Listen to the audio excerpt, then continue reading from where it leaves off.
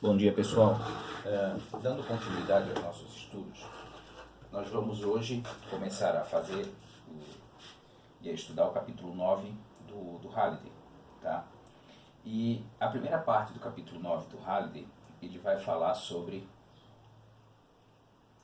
centro de massa. Por exemplo, quem nunca pegou, por exemplo, uma vassoura, tá?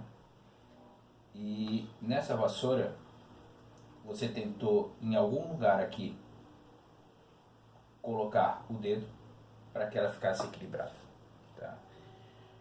Todo mundo sabe que é impossível eu querer medir aqui onde é que fica o meio da vassoura e tentar equilibrar ali, que não vai dar certo. Por quê? Nessa ponta aqui eu tenho uma concentração de massa maior do que todo o restante do cabo. Então quer dizer que eu preciso compensar essa massa maior que está aqui no canto, fazendo com que em algum ponto aqui, mais perto dessa concentração, eu consiga fazer isso. Mas a grande questão é, como é que a gente consegue então calcular esse centro de massa? Então vamos pensar assim, ó. Eu estou aqui com o meu eixo XY,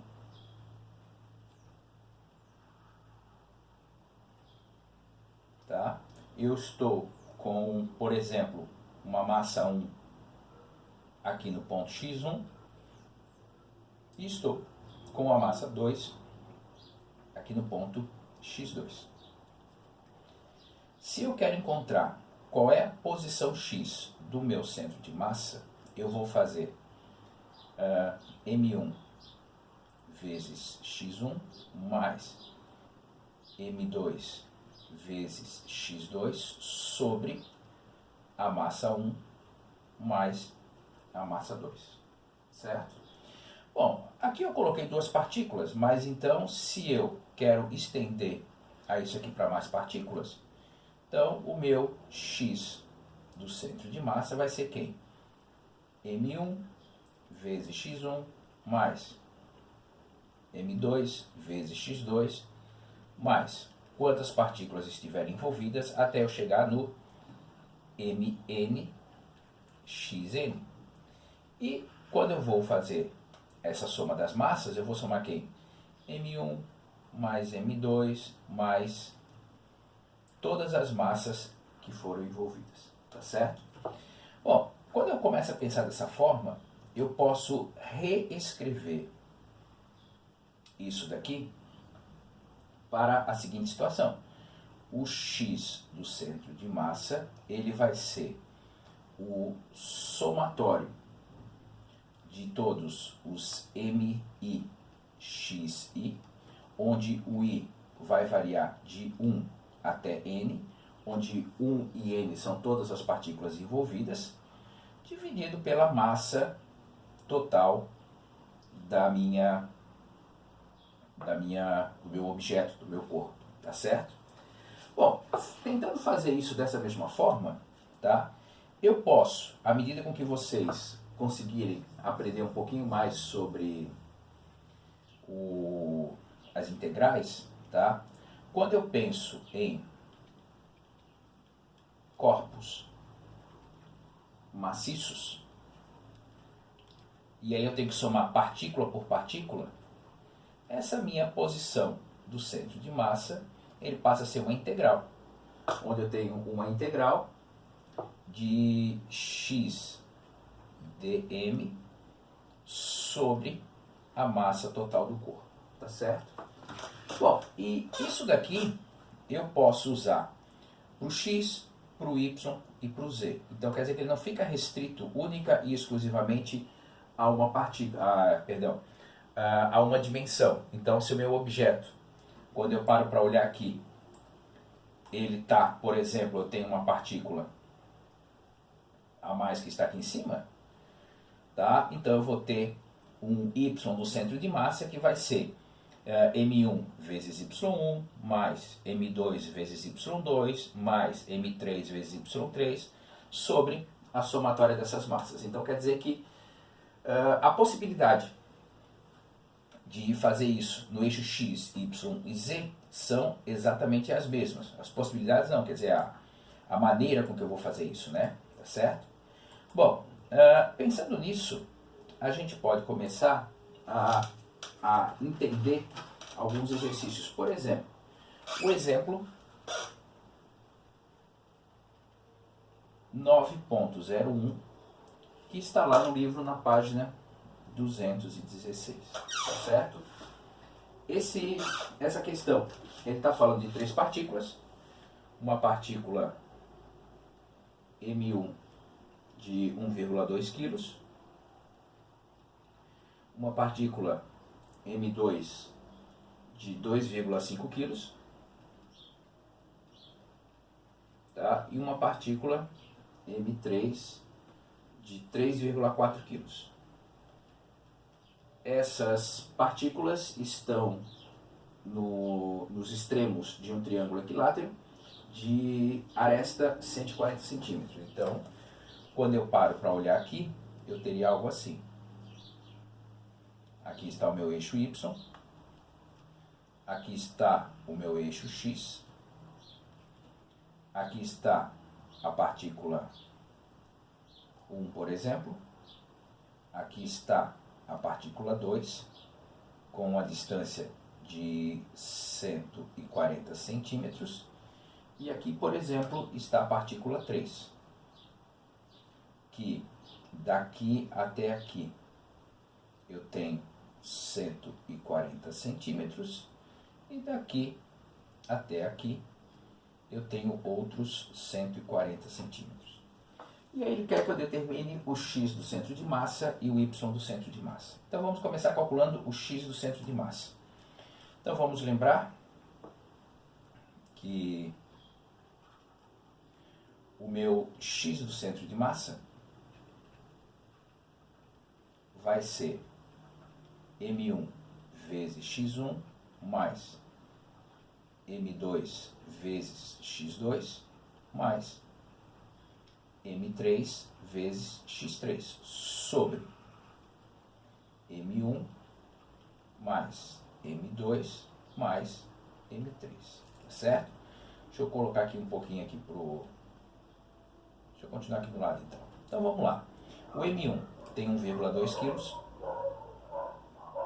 e está na posição 0, x. O M2 tem 2,5 kg e está na posição 140 centímetros.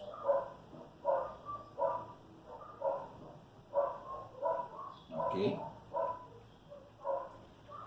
E o M3, que tem 3,4 kg, está na posição x3, que aqui nesse caso, como é um triângulo equilátero, é exatamente a metade, né? 70. E aí eu somo isso daqui e vou dividir. Então vai ficar 1,2 mais 2,5 mais 3,4, certo? Quando você faz esses cálculos, você vai encontrar que o x do centro de massa, ele vai dar 82,81 centímetros. Ok? Fechou isso aqui então. Bom, agora eu tenho que calcular o y do centro de massa. Deixa eu mudar a cor aqui. Então, o y do centro de massa, ele vai ser M1 vezes Y1 mais M2 vezes Y2 mais M3 vezes Y3 sobre M1 mais M2 mais M3. Então, o meu M1 é 1,2, o meu M2 continua sendo o 2,5 e o meu M3, 3,4. E aqui embaixo eu tenho o 1,2 mais o 2,5 mais o 3,4. Mas agora, quem são os objetos que estão envolvidos aqui as distâncias? Bom, o eixo Y é esse aqui. Então, o 1 e o 2, eles estão no Y igual a 0. Então, o 1 e o 2 estão no y igual a 0. Agora, e o y3? Bom, o y3, eu tenho que lembrar que vai ser essa distância aqui. Agora, quanto que ela vale? Bom, aí eu vou ter que usar aqui Pitágoras, né? Para poder encontrar isso, certo? Então, o triângulo equilátero, aqui eu tenho 60 graus. Esse aqui vai ser o meu y que eu quero calcular. Então, o seno de 60 graus é igual ao cateto oposto sobre a hipotenusa, tá certo?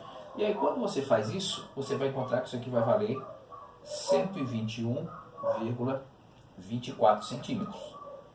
Ok? Então, aqui eu tenho 121,24 centímetros. E aí, quando eu faço esse cálculo aqui, o meu y do centro de massa vai ser 58,05 centímetros. Ou seja, quando eu vou localizar para aqueles 3 pontos o centro de massa, o x está valendo, deixa eu pegar aqui a cor verde, 82,81, e o y está valendo 58,05.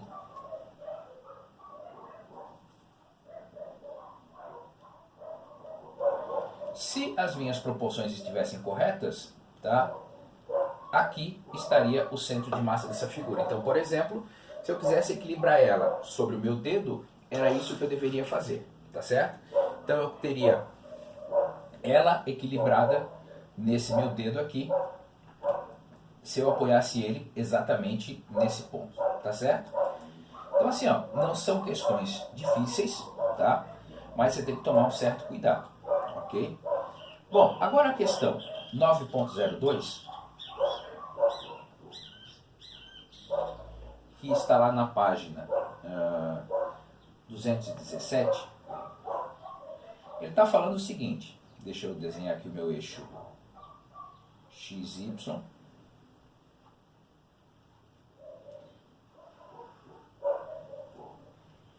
tá? Ele tem aqui uma circunferência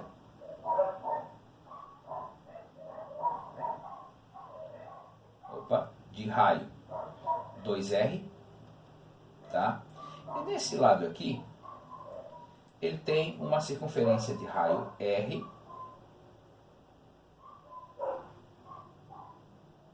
tá? Só que essa circunferência de raio R, ela está furada, então seria algo assim. Esse corpo aqui externo, maciço, né? E aquele corpo lá, vazio. E aí ele quer saber qual é o centro de massa dessa placa que tem essas características, tá certo? Bom, vamos lembrar assim, se os meus corpos fossem maciços e perfeitamente distribuídos, o centro de massa seria do corpo rosa, grandão, aqui, e do corpo amarelo, aqui, tá? Sem nenhum estresse, tá certo? Agora, como é que eu vou fazer para pensar isso? Então vamos lá. Vamos começar pelo mais fácil. Vamos pensar no eixo Y. Então, o Y do centro de massa. Então vai ser M1 vezes Y1 mais M2 vezes Y2 sobre M1 mais M2. Se eu paro para olhar em relação ao eixo X, tá? O objeto ele é simétrico para cá e para cá. Isso significa dizer que tanto o Y1 como o Y2 ele vai estar exatamente sobre o eixo zero, tá certo? Então seria algo assim.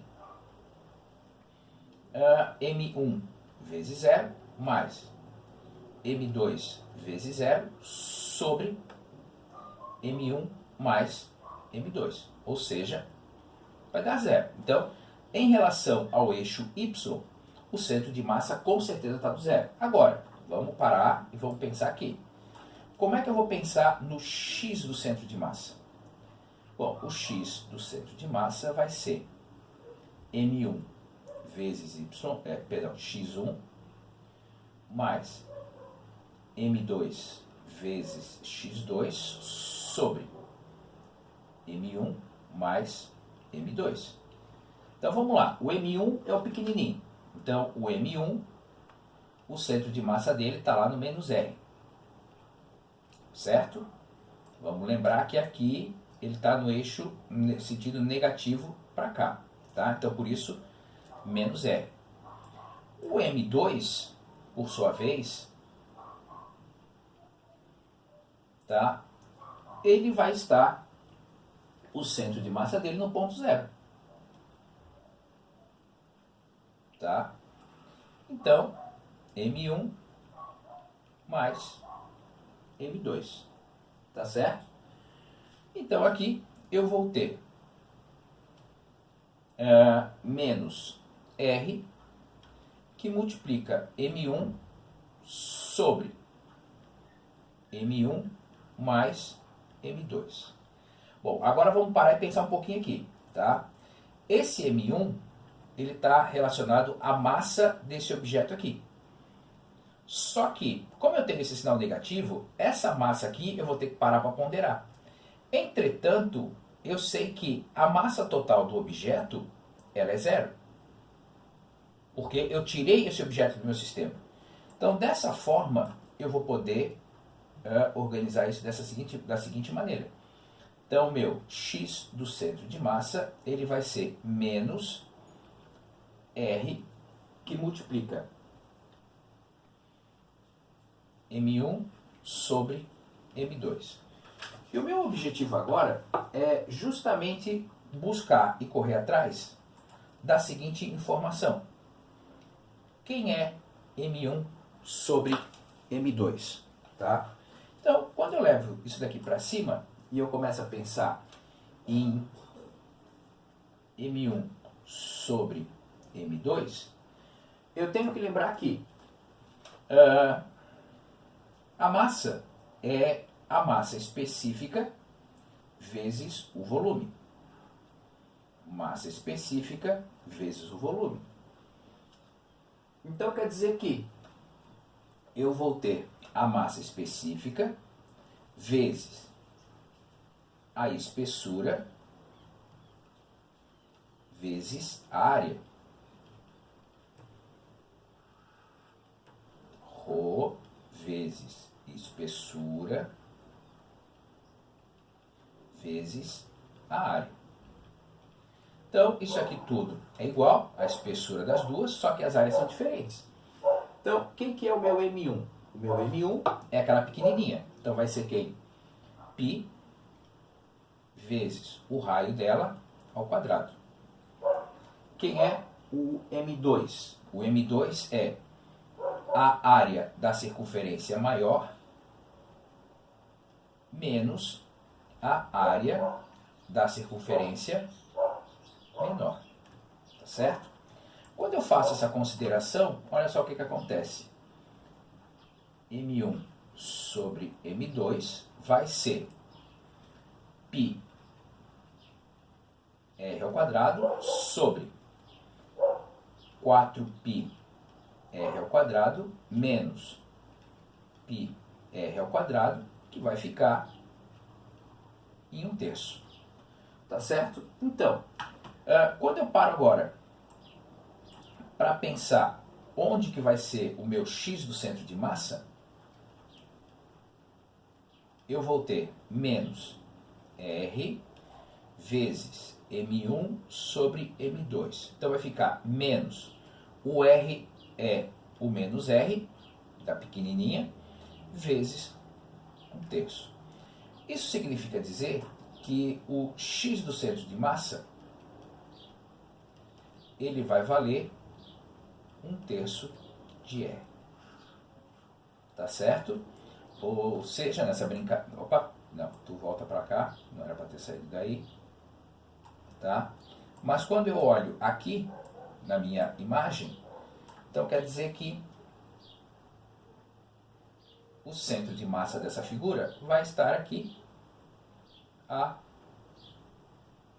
1/3 de R. Então, se eu colocar o meu dedo ali, eu vou conseguir fazer com que esse objeto fique perfeitamente paradinho, bonitinho, sem se mexer. Tá certo, pessoal? Por hoje era isso, mas continuem estudando lá para a gente conseguir dar continuidade aos nossos estudos. Grande abraço para vocês, tchau, tchau.